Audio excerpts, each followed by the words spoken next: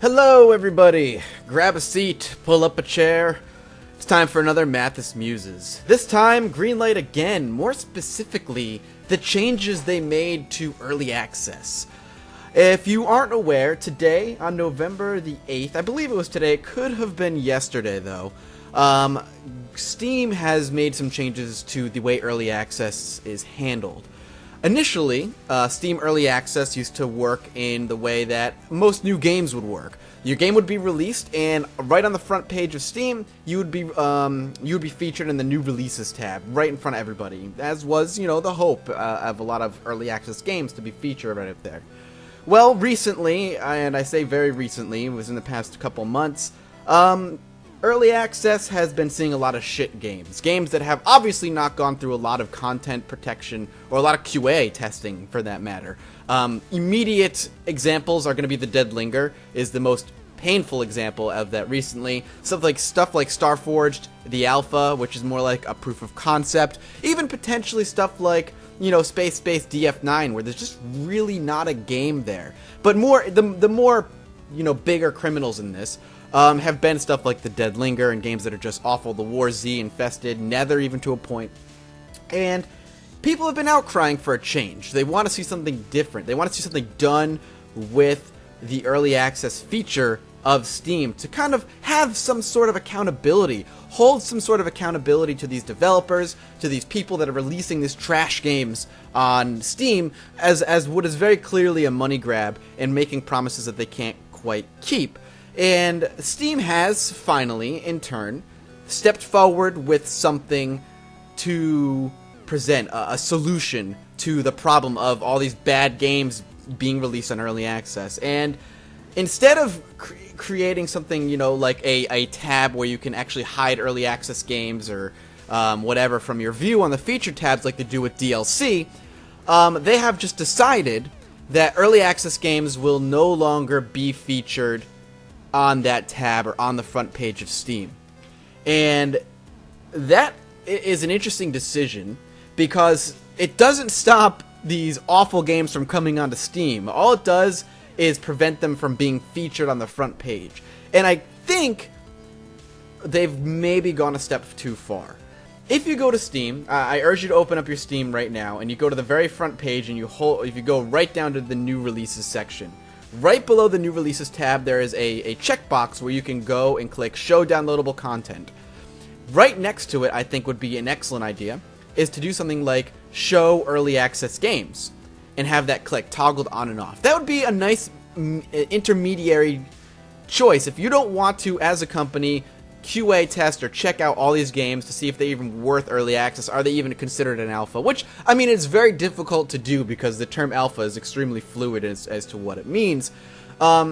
Just having that tab there would be great, because instead what you're doing is you're punishing the many for the crimes of the few. And the more recent example of this is going to be obviously Project Zomboid, because today was the day of my recording was the day of their release on Steam. And the day of their release was the day of the policy change. And it's stuff like this, one of the most upvoted greenlit games of all time. Maybe it still sits. It was in the first batch of greenlit games, and is one of the latest ones to come out. And punishing them in a way, and punishing all future early access games by not being put up on the new release, in front of everybody. It's painful. What are they accomplishing here? What is the point? I think the question you have to roll back and think about is, what is the point of going onto early access? Why do you go onto early access as a developer? Really, there's only one reason: to get your game publicity. You fight tooth and nail to go through the greenlight system that is inherently flawed and should be changed from the ground up, in my opinion. That's where they should start, not here. And then when you finally get greenlit and you're allowed to go on Steam, the purpose of being put on Steam is to be put in front of millions upon millions upon millions of people. And that is your goal. And with that being taken away, without you being put in front of all of those people, what is the point of a developer placing their game on Steam? Truly, what is the benefit? You are now stuck in the early access tab where you belong, but in order to be seen, you have to hope that somebody goes into the early access tab consciously, checking out the early access games, which I'm sure there are people that do, or you have to hope, above all hopes, that your game becomes a top seller. And to become a top seller that's going to be featured in the top 10 over here, you know, like, let's look at the top 10. You have Call of Duty Ghosts, you have Total War 2, you have Assetto Corsa, which is an early access game, I think? Yes, it is. Call of Juarez, Football Manager, State of Decay, Assassin's Creed. You have all these huge games. And to kind of compete with that is going to be difficult. We go down to the next tab. Prison Architect is on that tab, so, you know, maybe that's a good thing. Portal 2, Counter-Strike. You're dealing with a lot of AAA games. Let's go down again. Batman Arkham Origins, Stanley Parable, Payday 2. Ah, there's Project Zomboid on the third tab down. And that's doing something, in my opinion, with no feature there. And in my opinion, what Steam has done is punish the many for the crimes of the few. You're creating a blanket policy to try and contain the uproarious you know, kind of problems that were presented with a broken game. And I think that is not necessarily what you should be doing here. In fact, what I think you should be doing is dealing with Greenlight first. If you deal with Greenlight first, then you can start worrying about how early access is handled. Because blanketing and punishing everybody for what a few developers have done and the awful states that they've released their game is not okay. Hell, maybe you should have a QA system that goes through. Maybe they should understand that maybe what there needs to be a requirement for joining early access. The game needs to be functioning to a playable degree. That way we don't get purely broken games up on Steam in front of everybody and we don't have this problem. I mean, granted, there are so many different things they could do, and I don't have the catch-all answer. I don't have the answer that, you know, to fix this early access problem. All I have is saying, I don't think this is right. Removing all the indie developers who've put so much work and removing them from the new releases tab to get their game out there in front of millions of people, what's the point of going on early access now? Tell me the inherent bonus. Sure, maybe there'll be a little bit more publicity going on early access, maybe, but with the good PR, with good, you know, just kind of word of mouth, that can happen anyway on Desura, on Gamersgate, on anything that allows any sort of early access or indie type of game. Steam, the purpose of Steam, and this is, you know, a big problem with Steam, is that they hold so much power. You have to be on Steam to be successful, period. And to take that away, what's the point? Why would an indie developer put their even attempt to go on Steam now? I don't know. I just think there has to be a better way than doing what they're doing. I sit here and I think early access could be anything, you know, better than what they're doing here, and to just blanket punish all the indie developers who put so much work into it is just, I feel like, the wrong move. There has to be something better. I just don't see the bonus. And, you know, of course, all the people who already were on early access are already going to be on the featured list. If they were already there, you know, before the implementation of this policy, they're going to be there. That's not going to go away.